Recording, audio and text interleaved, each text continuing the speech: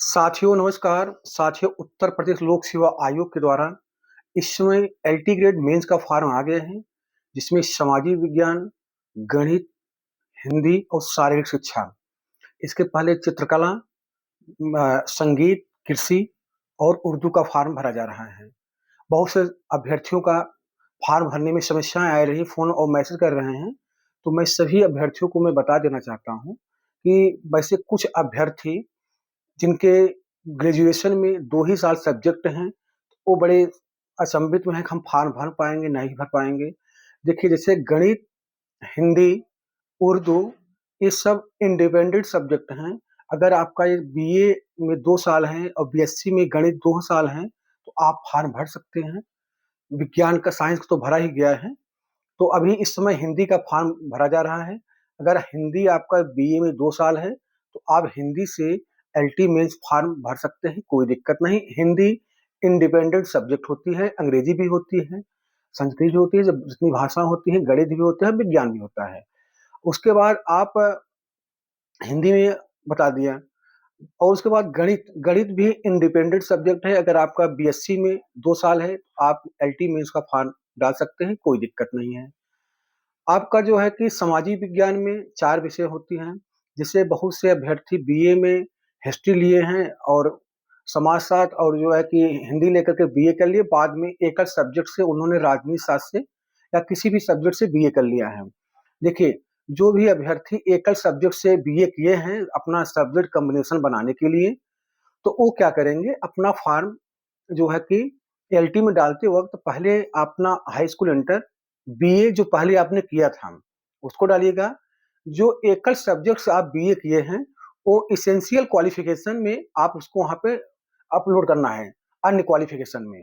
पहले अपना जो पहले आपने बीए किया है, उसको करिएगा, फिर एसेंशियल में आप उसको डालिएगा और फिर बी उसके बाद बीएड में बीएड डालिएगा। आप लोग समझ गए होंगे।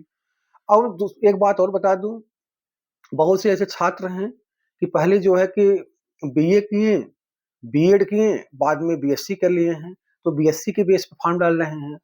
बहुत लोग सर बाद में दूसरे सब्जेक्ट से बीए करके बीएड किए, बाद में फिर दूसरे सब्जेक्ट से बीए किए। तो आप पहले बीएड के पहले जिस सब्जेक्ट से आपने बीए किया है, पहले उसको उसको डालिएगा अपना ग्रेजुएशन क्वालिफ़िकेशन में, उसके बाद बीएड। एसेंशियल में आप जैसे अगर एकल सब्जेक्ट से बीए हैं, एकल सब्जेक्ट से बीएससी हैं, एसेंशियल में डालिएगा। अगर बाद में आपने बीए, जैसे अभी कुछ अभ्यर्थी जैसे बीए करके बीएड कर लिए, बाद में चित्रकला से बीए बीए किए, तो चित्रकला आप एसेंशियल में डालिएगा। आप लोग समझ गए होंगे। तो फॉर्म डालने में, और रही बात जाति और निवास का, देखिए 2026 चल रहा है। जाति और निवास आपका 3 साल का से ज़्यादा नहीं होनी चाहिए। अगर आपका 2023 के बाद जाति प्रमाण पत्र, निवास प्रमाण पत्र है, तो आपका चलेगा। निवास प्रमाण पत्र सभी के लिए ज़रूरी है। जाति प्रमाण पत्र केवल ओबीसी, एससी, एसटी के लिए है। ईडब्ल्यूएस आपका जो है कि जो आर्थिक रूप से कमज़ोर हैं, सामान्य कैटेगरी के, उनके लिए है। अग अगर आपके पास फॉर्म भरते वक़्त अगर नहीं बन पाता है जाति, निवास, ईडब्ल्यूएस, तो आपके पास अगर 4 साल पुराना हो, 5 साल हो, अगर 6 महीने का हो, कोई भी हो, लेकिन लगा दीजिएगा। नहीं लगाएँगे तो इससे आपका अभ्यर्थन निरस्त हो जाएगा।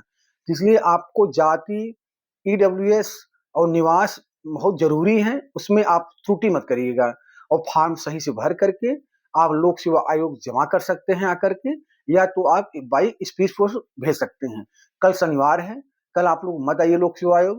कब क्या होता है, कल लोक सेवा आयोग में शनिवार कभी-कभी काम नहीं होता है, और सेकंड सैटरडे और फोर्थ सैटरडे लोक सेवा आयोग बंद रहता है, और दूसरे सैटरडे को हाफ डे ही रहता है।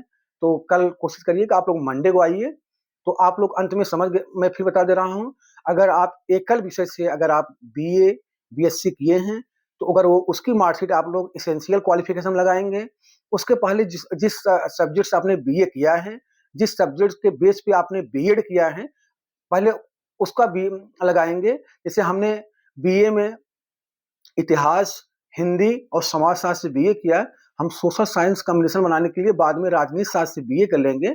तो पहले हम अपना जो है कि बीए जो इतिहास और आपका जो है कि समाजशास्त्र, हिंदी का पहले लगाएँगे, उसके बाद बीएड की डिग्री लगाएँगे, तब एसेंशियल क्वालिफ़िकेशन में जाकर के हम राजनीति शास्त्र जो हमने दो एकल विषय से 2 साल का किया है, उसको लगाएँगे। इससे जो है कि आपका फार्म में कोई त्रुटि नहीं होगी। और अगर फार्म में कोई मानवीय त्रुटि हुई है तो जैसे किसी माता-पिता किसी के नाम का थोड़ा अगर एरर है, उससे आप लोग मत परेशान होइएगा। जब आपका डॉक्यूमेंट्स वेरिफिकेशन होगा तब वहाँ पे आपका संशोधन करा के लगाना पड़ेगा। और फॉर्म भरते वक़्त आप लोग अपना पीडीएफ फॉर्म में निवास, जाति और ईडब्ल्यूएस उसको डाउनलोड करके रख लीजिएगा। उसको बाद में बनवा करके लेके आना पड़ेगा जब आपका डॉक्यूमेंट्स वेरिफिकेशन होगा। और फॉर्म आप लोग सही भरिए। देखिए मेन काम क्या है, फॉर्म उत्तर प्रदेश लोक सेवा आयोग में समय से पहुँच जाए। और अगर आप प्री में ओबीसी मतलब एलटी प्री में आपने अगर ओबीसी में फॉर्म भरा है तो मेंस में ओबीसी में रहे। अगर आप जाति प्रमाण पत्र नहीं लगाएंगे तो आप जन्म जाएंगे, आपका अभ्यर्थन निरस्त हो जाएगा।